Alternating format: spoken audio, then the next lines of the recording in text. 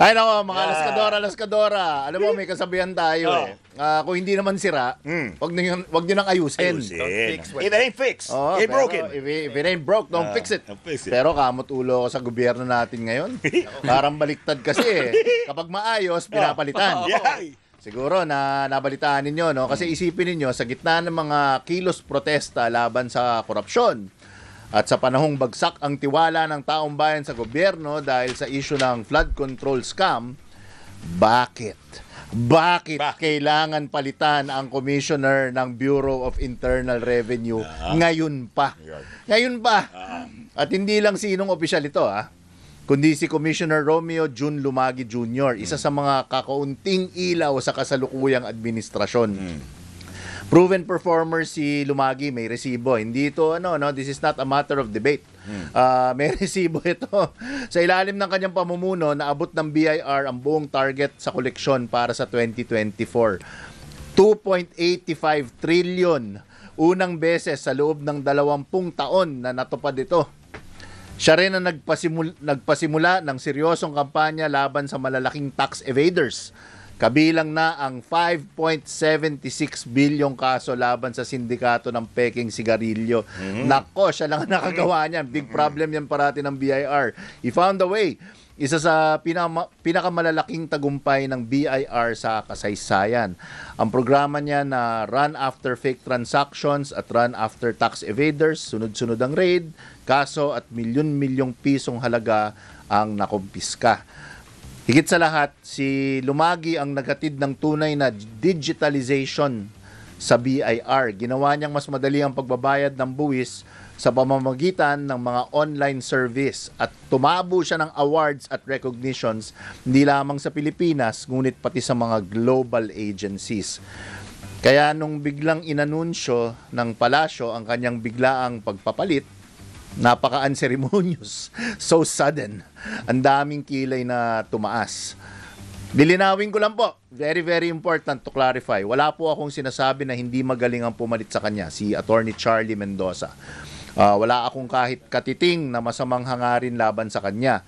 Kailangan niya ang ating suporta upang magtagumpay siya sa trabaho niya at makatulong sa mga Filipino taxpayers. Ang punto rito hindi yung tao, kundi ang timing, ang mensahe at ang optics. Kasi kapag lumulubog na ang tiwala ng publiko, hindi mo dapat pinapalitan ng mga opisyal na nagbibigay ng dahilan para maniwala pa ang tao.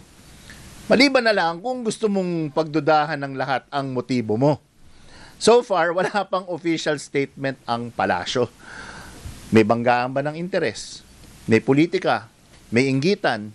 Walang malinaw Pero dahil walang paliwanag, tuloy-tuloy ang mga haka-haka. I'm sure na nakita nila yan sa social media.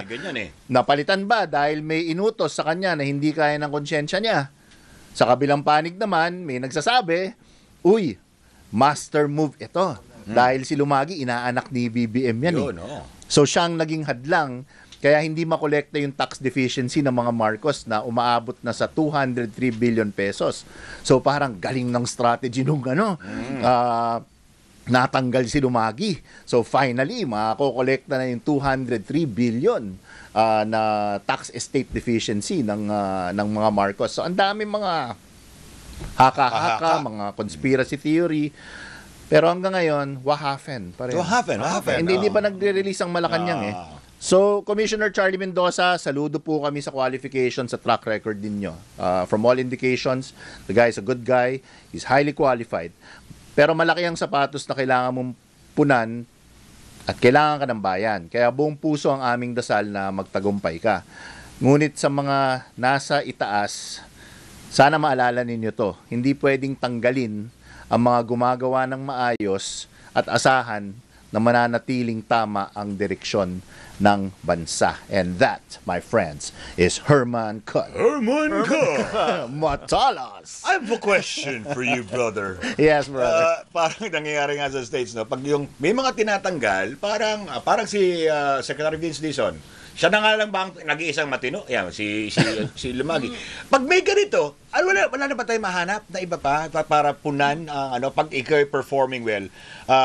Wala bang ganun klase na sa tingin mo ang circles ni Ginoong BBM ng mga competent. Competent. Na- pang- Marami namang competent na Again, Filipinos. that's an excellent question. Oo. Kasi mukha namang, I think if I'm not mistaken, he's a bar top-notcher, Correct. si Attorney Charlie Mendoza, no? Yung pumalit. But again, it erodes the public's trust. Siyempre, yung Herman Cut naman, tungkol sa optics, tungkol sa messaging, yan naman ang ng segment ko, di ba? The optics are very, very strange coming at this time. Kasi, ang administrasyon ngayon, kailangan ng wins.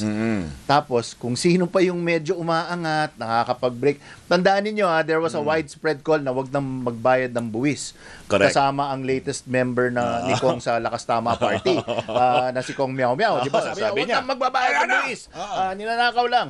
It never had legs. It never picked up. Bakit? Kasi, magaling yung lumagi.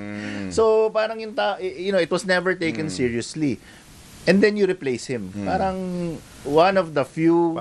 Parang nga nila- nakakasira ng momentum. sabi nga nila, prof, di ba? Pag humahabol ka sa fourth quarter, medyo behind yung team mo. Huwag ka magpalit ng dami-dami. Bakit mo babangkuin yung bakit Yung mo best ibabangko player yung mo, star player, isa sa mga star player mo. oo. Medyo kataka-taka. So in terms of optics, again, this is not a hit on the new commissioner Charlie Mendoza. Again, he has a track record, his credentials speak for themselves, pero ewan ko, parang nalalabuan ako sa timing at mas malabo sa akin yung biglaan. Very unceremonious. At mas malabo sa akin yung hindi nagbigay ng official na pahayag ang Malacanang kung bakit ni-relieve ang isa sa mga key, crucial, critical positions sa gobyerno. So, very, very odd. With, less than 3 years left in the admin. At kung may papalitan, di ba, may mga mas non-performing na Okay, iba Pangulo na mga... mismo. I'm glad it came from you, Prof, not from me. May mga mas non-performing na iba mga... At ang Pangulo na nga cabinet nagsabi, secretary. sabi nga niya, he's not doing things for optics. Di ba yung sinasabi nga na parang yung sa mga issue ng kung sino makukulong dahil Correct. sa isang pinsan niya.